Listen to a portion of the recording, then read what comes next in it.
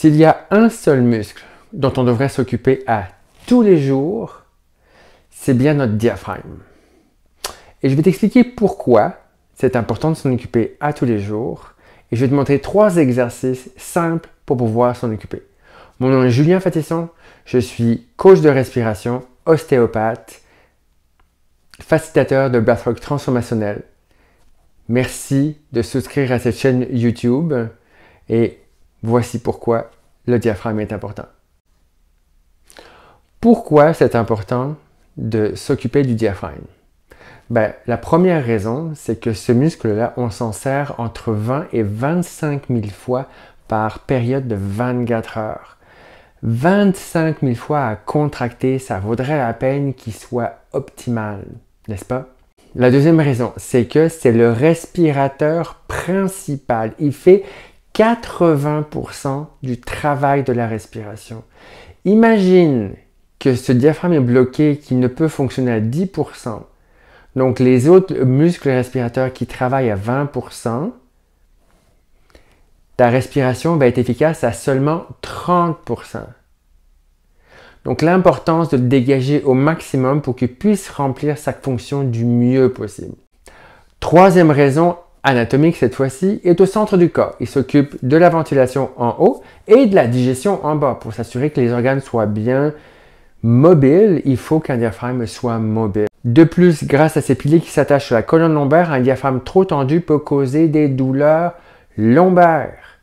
Important d'aller s'occuper de tout ça du mieux possible pour pouvoir être sans douleur, une bonne respiration et une bonne digestion. Et je passe tous les multiples vaisseaux et nerfs qui passent à travers pour la bonne fonction du corps, des jambes, etc. Première étape, on va simplement le réveiller. Pour le réveiller, on va utiliser le tranchant des mains et on va laisser les doigts faire ce mouvement-là. Donc ça fait un bruit, n'est-ce pas? On l'entend ici. Et on va simplement utiliser le tranchant des mains sur le contour du diaphragme pour simplement venir le réveiller. De cette façon, très simple. Et on peut pour le derrière utiliser cette fois-ci les index. Et on fait le tour parce que c'est un muscle qui fait 360 degrés. Il fait tout le tour de la cage thoracique. Donc on s'occupe de le réveiller tout simplement. Vraiment très facile à faire. Et on peut faire ça par un bon 30 secondes pour s'assurer qu'il est bien réveillé. Deuxième exercice. Pour qu'un muscle soit en santé, il faut qu'il soit fort et mobile. Donc là, on va s'occuper de la force du diaphragme. On va simplement placer les mains sur les côtes les plus basses ici, pas complètement sur les côtes flottantes en dessous, mais juste ici pour sentir. Sans pousser avec les mains, juste en laissant les coudes tomber, on met une légère résistance juste pour sentir ce qui se passe. Et on va tout simplement essayer de respirer uniquement dans les mains. Donc, c'est des côtes qui vont venir pousser dans les mains. Les épaules ne bougent pas.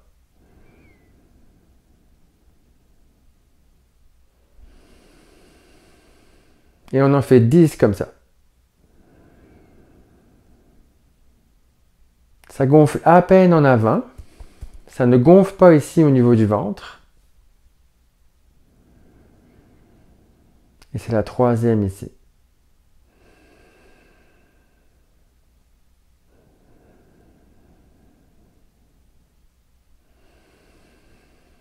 Encore 6.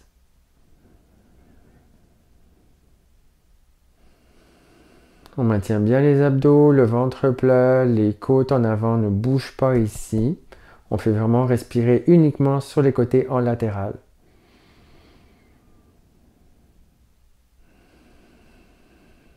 Encore 4.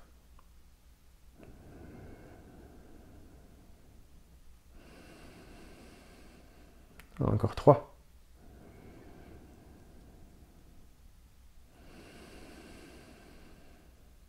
Encore 2.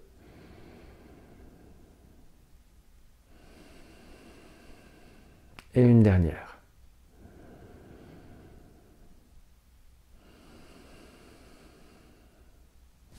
Voilà comment on peut tout simplement renforcer notre diaphragme parce qu'on a tendance à l'utiliser vers l'avant, mais pas assez sur les côtés. Donc c'est un très bon exercice pour renforcer le pourtour du diaphragme, là où sont les fibres musculaires. Troisième exercice, cette fois-ci de mobilité. On va avoir besoin d'une chaise. On s'assoit généralement sur le devant de la chaise, une chaise fixe. Les pieds sont à plat parce qu'on va en avoir besoin pour prendre appui sur nos cuisses. Là, j'ai pris une chaise roulante, mobile, pour pouvoir vous montrer de profil ce qui se passe aussi.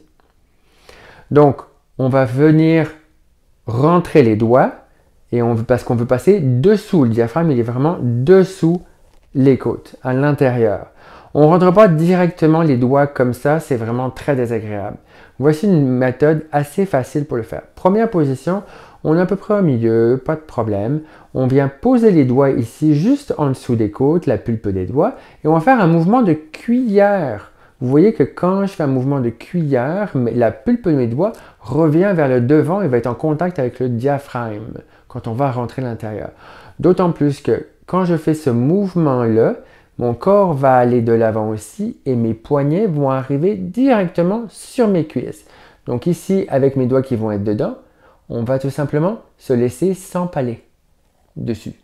Donc c'est pas moi qui force pour tomber. En fait, je retiens pour laisser la tension se défaire progressivement. Cet exercice de mobilisation du diaphragme, c'est un peu comme si on a un diaphragme vraiment trop tendu ici. Ce qu'on vient faire, c'est qu'en plaçant nos mains ici, on vient en fait tout simplement en descendant, c'est comme si on faisait ce mouvement-là, en allant pousser vers le haut. Les doigts ne bougent pas, mais nous, on descend.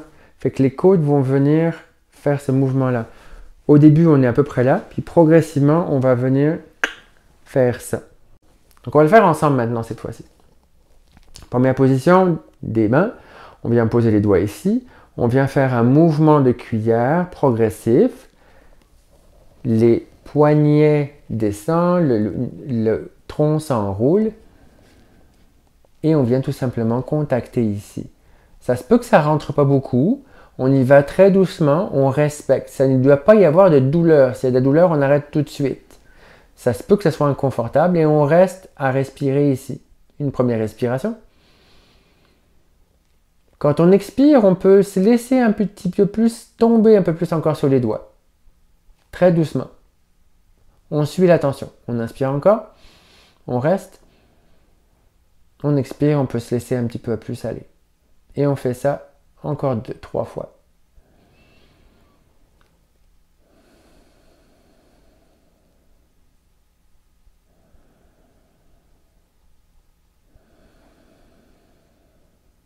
Encore. Et on se redresse sur une inspire. Et on sort les doigts. Et on va faire 2 autres fois. L'autre position des doigts va se trouver cette fois-ci au centre. Ici, on a une pointe à la base du sternum qui s'appelle l'appendice xiphoïde. On va se placer de chaque côté, juste avec 2 doigts cette fois-ci. Et on va faire la même chose. On va faire un mouvement de cuillère pour pouvoir rentrer. Mais comme les poignets vont être plus serrés, on ramène nos cuisses l'une vers l'autre. Et on fait ce mouvement de nouveau. Mouvement de cuillère, j'enroule le tronc par-dessus et je viens poser mes poignets au début de mes cuisses pour vraiment prendre appui dessus. J'inspire et j'expire, je me laisse légèrement tomber par-dessus. J'inspire. J'expire, je me laisse légèrement tomber par-dessus. Encore 2.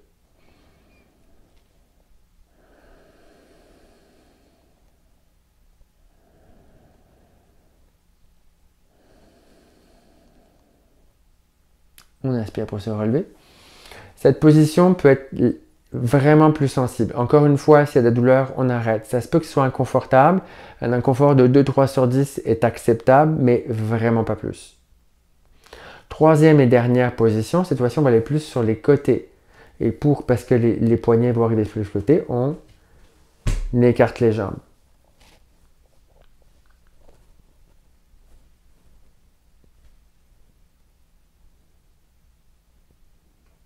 Et on se laisse tomber de nouveau. On inspire. Et on expire. Et on se laisse tomber sur l'expire. Inspire, on reste. Expire, descend.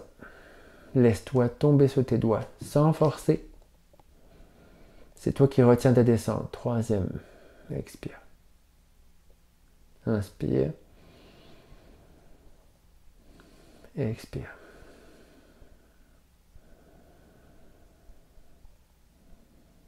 Expire. Inspire pour te relever. Et voilà. 3 exercices simples pour réveiller, renforcer et mobiliser le diaphragme. En faisant ces 3 exercices à tous les jours, tu vas voir des changements assez rapidement dans ta respiration, mais aussi dans ta vie. Et n'oublie pas, respire, ressens et vis.